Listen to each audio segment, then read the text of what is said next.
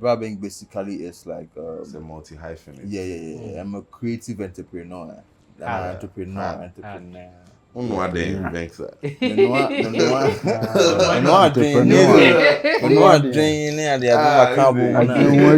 know.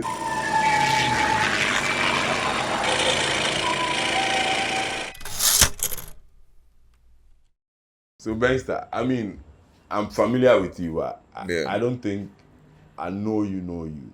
So maybe I go get to know you more in this interview.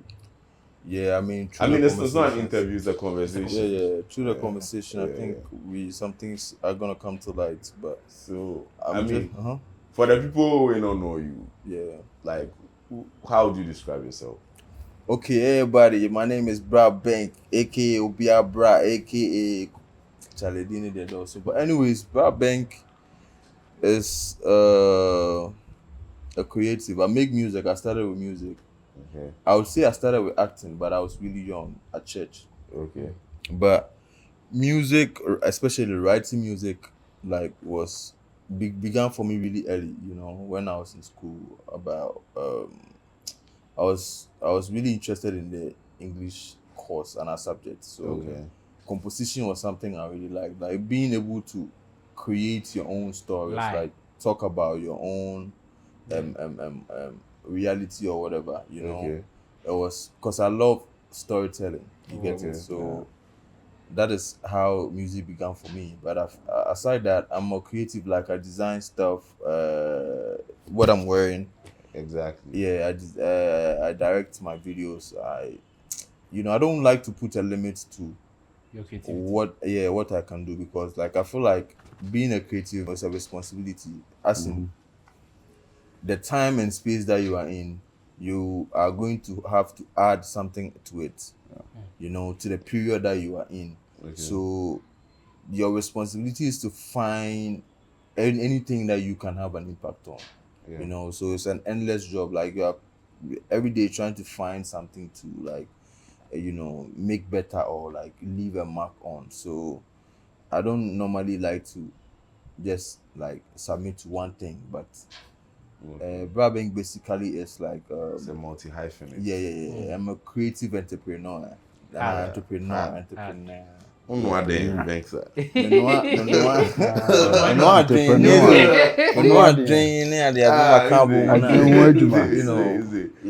Okay, that'd be cool. I mean, you mentioned you directing music videos. Yeah. Like one of your videos where they catch me were Yengui. Like, how do you even come to that concept? Like, what will kick you, make you talk, say, oh Charlie? Oh, it's more like a movie per se. Yeah. But big shouts to Twist, because he helped on that project, and that Takai eventually helped edit it. And but Yenguye basically I was taking it in a literal sense, as in see a trend of symmetry. You see like the friends some of from Ghost. And when you ghost. Zombies. Yeah. Okay. You see them exactly. So that's the whole twist to it. You know, so as in those things, those people or zombies represent it, like struggles and problems and all that, you know, and having to fight through them and all that. So was like a representation of that, as in like we are going through stuff, we are going through shit. Refusing to give up. You get it day in, day out, and then our problems, you don't see our problems physically, but if we did see them, we imagine that's how they're going to look like. You know, so we just brought that into, like, you know, perspective, and so just that. Unfortunately, that video couldn't go much because, you know, we're still learning on the job. We forgot to do the disclaimer in front of the video. Put the disclaimer in front of the video. So YouTube. You had discretion. Okay. So YouTube really sidelined the video because. Okay. I see. Yeah. So if they watch them, go check them out, Charlie. Yeah. A hard video. I swear. A hard. I mean, then you did talk about say you start out acting, right? So Yeah. did it mean like you wanted to like dabble in acting, or music of church we they do? Bro, like that I've always been this kid. I was really entertaining when I was young. You know, like you feel crying. My mom and my sister for no if I share movie be and I share concert party, I'm gonna reenact whatever I saw to them. Okay. So I think that was where they picked that. So this guy can act. Okay. And then that was what I started. But I write movies as well, like stories for movies, and like I don't know if I might still go into acting, but I think I can So do you have act if I put do my you have mind to it. any of your scripts out? Like No. it's an attack. Yeah, I have so many stories, but the funny thing is, sometimes my stories are too like I don't know. My stories are too fictional. Okay. That it has to be interesting stories, but fictional in a way that I feel like there shouldn't be any limits. Like when I'm doing something, I don't want limits, as in like you have to make everything Boundaries. Like, just because you can't reach the set. So when I'm thinking about stories and ideas for movies, like I want to go all out. Okay. Like I want to go all out and then like bring everything. I can, of course, I have stories that it wouldn't need much, and it's a horror film. I have a story that wouldn't need much and all that, but I think it'll be maybe the next phase of my career Career. when I'm more realizing what I want to do now, the things I want to do now. Fair. Yeah. okay. So you saying that you're creative, right? Yeah. And then I liked how you explained that you broke it down. Mm-hmm. What do you think has been your most impressive creation, like in the last 2 years? A creation that I was going to say, this one there, me need to do here, I mean, if it's the last 2 years, then I'll talk about my design, obviously, and Okay. the Big Bang Theory. No, sorry, the Best Eye View. Best Eye View. That's my take before this one. That's how you has Savage. Savage, yeah. Don't gas me. Don't gas me. Don't get my speed rough. Check the Don't gas value. me. Don't gas me. Yeah. I gas myself. Yeah. But anyways, I think that particular EP or collection was like me voicing out like really intricate feelings that I had. So Best Eye View basically meant looking at my own life from a bird's eye point of view. Okay. Hard. So I was looking within and saying, when you also na amigo savage, like things are me from to life, and I'm using like the music as a medium to like express myself, So don't gas me. Everything else that people don't see, but I'm gonna make it melodic. I'm gonna make it a music, and singing to fun say I would say but these are real feelings, like these are real genuine feelings. Side me they had. It had. One of my favorite songs on that tape too is Changes, which I did for my late cousin. Fianyako. She's still Philia, RIP, I know she's looking over me from beyond. So, But why is it that there's this thing about rappers saying they're my favorite songs on the albums are always like the deep cuts way. Maybe it's not that hard hitting, no be banging. Like so if you take Changes and maybe Amigos and Savage, Akata Krachi, like those songs. Good I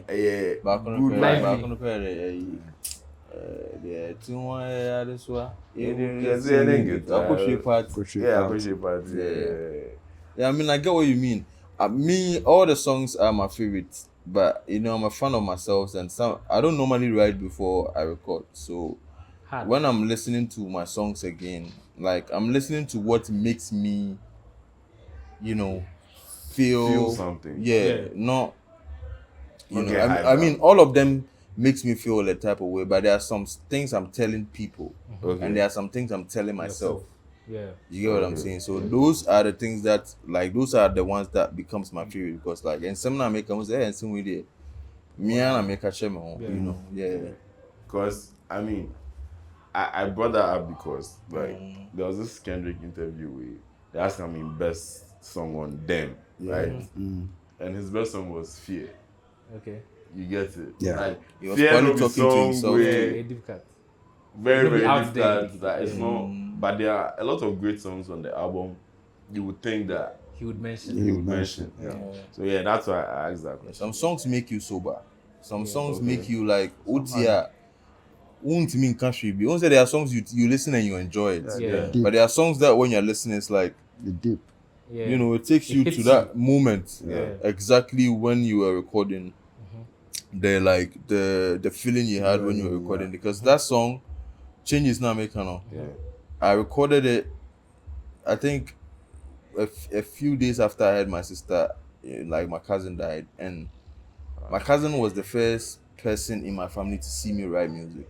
Oh, okay. You know, Oh. so she watched me from that point till when I made a Mawa Doom. That was like, Out there. Yeah, you that know, was- that was- and then to the point that music took us on a tour around Europe and all that, you know. So from that point that she saw me writing a homachine, like I mean that a mature rap, to the point where at the corner I'm a mature person, it's taking me, you know, out to see the world and all that. So like it really meant so much to me, and I always wanted to like spend time with her and talk.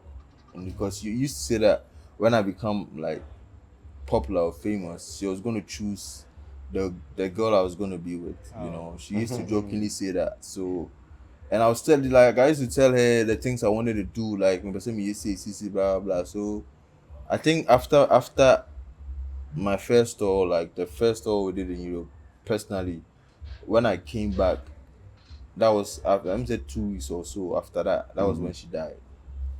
You know, so it's like, I mean, she got to see what I became, but you know, she didn't really live to see what I was going to use this whole thing for. You know, yeah. I mean, it's always nice having like someone in the family where they believe in you. Oh yeah. Because where you from, no, most people frown on you. Oh yeah, what we are doing. On what we are doing, Definitely. especially. Yeah, she was Shout out that. She to was her. definitely. Yeah. You was definitely that person. I mean, eventually you had people come joining, but she was that person. You know, like jokingly, she would talk about the music, blah blah. But then she would give me motivation. Say, "Oh yeah, what you see? What this? I won't suffer." Oh. You get what I'm saying? Yeah. So yeah, shouts to her. Shout outs to her. Yeah, shout out to her. So, I mean, you mentioned the Mawedu. So, up until the Mawedu, how long, like, were you rapping? Like, how long were you doing So the this funny rap? thing is, my first taste of popularity or fame was back in school. Okay. I had a song called They Call Me. They call me Ben Money. And the girls on like Ha, where that song be? that's where that song is. Probably on the internet somewhere. Hey, Joe, they call me back money. Bro, Me picture, you know. you the kind of Ah. what time I was to buy, you know. Yeah, That was my first, you know. But before that, obviously I had songs, but that was like my core school, no, level 100. Not Jibe Bia. First semester, second semester, and I'm a buy. Okay. So the funny thing is, when I went to school, now I'm already, I said, I'm not pay artist since I don't want. Okay, me artist, but I wasn't involving myself in any school thing because me know about my bus sunyane. I go Catholic University, by the way. Oh, okay. I got to Sunyane a month before school for any baby. Meaning my way around town, they were playing my songs on Sunyane radio because I know some people, like I knew people who knew people. Okay. So before students never cry, no What do me. you Yeah, artist. Yeah, so me, I was looking at and I was making music before I went There. to school. Okay. So when I'm who say yo, my bus school, and you had a memo artist. And to me, when I went to school, I felt like. You get what I'm saying? Because me, I was on radio, like I was even in Kumasi, radio ecstasy back then. Okay. You know, so it's like, this is cool. So I think there were a couple of shows that they wanted me to come and perform, but they didn't call me or test me. They just felt like, what about level 100? These are the biggest programs on campus, so you automatically want to be there. Okay. So many Rasta man for sure we doing convo for. I do cry and come out doing cry. So like people like word started going around. Hey, level 100 need be out, but this, you get it. So your core second semester no. Yeah. I came with a song, to let everybody know that yo, someone book for me dinner home. They call me Ben Common. And the girls wanna kiss me. Me. Ah. Me now me yakin me about your home now me messing. Ah. Okay. So I see. I send it to my roommates. Okay. Many teen over. Leaked Yeah. Sometimes no videos so yeah comments are like so there were people who were playing a song right beside me on a bus or something. But no names there what? Names there me. Lecturers they can't. Some musicians say we born young. Hey, students say we born young. Say. They didn't know it was me. So yeah, I think from that I got more like inspired to do like more songs. You get what I'm saying? See, and my old no buy and my old me after college, and That's before like that 2015. 2016. 2016. Okay. Yeah, I think it was after college, and Okay. before that I was on Alotigo. I was on I was doing things with the music. I recorded. I did a video with Prince Dovlo. Okay. What else? I was on Foresight TV. They were playing my videos back to back, like all these things. So that was like my first taste of. Yeah, it wasn't new to you. It wasn't new to me. You get it? So. Yeah. So, I mean, you've answered the question right. Answer. So, I mean, so from college to Mawedum, like how long did it take? Oh, after school, the next year I dropped Mawedum after my national service. Oh, okay. So I was with a label then. Shout outs to Winter Inc. I was with a label then, and then that was why I was on Foresight TV. I was on, my songs were on TV and all that because I was with people and we were working together. But it got to a point where I felt like they were not really seeing my truest potential. Like, as I believe in myself, but they are not really seeing that yet. And I felt like I had to work on my own and like bring that energy out. So a Honda Maodum by and Maodum was with Kabum. But then I stopped music for a while, tried to do for money. And then Kabum, called me. Shouts to Kabum. He just called me, by the way. Kabum called me. No pun intended. Yeah. Kabum called me and he's like, Chalna, no jam music. No, this is, you get what I'm saying? So I was like, Kabum. So that time Kabum was, Kabum. So Kabum calling me and that time the Atija come. Oh yeah, it's around that time. Okay. It's around that time, and he Satan or Accra or no. No, the Elmo. I started and go on. Abraham Ohinijan mo. Okay. Yeah. So he was. Kabum was all over TV back then. So for him to call me randomly and say, now one you know what Diana says, it felt like Kabum, okay. Did you have like a change of mind in terms of how you wanted to portray your art after Mawedum, or like what happened? Basically, what happened after Mawedum? I mean,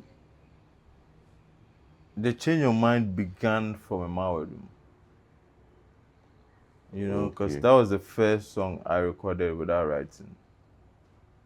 Okay. In my life, like that was the first time I made a song without having to write. So I think from there it was like I had to tap more into that kind of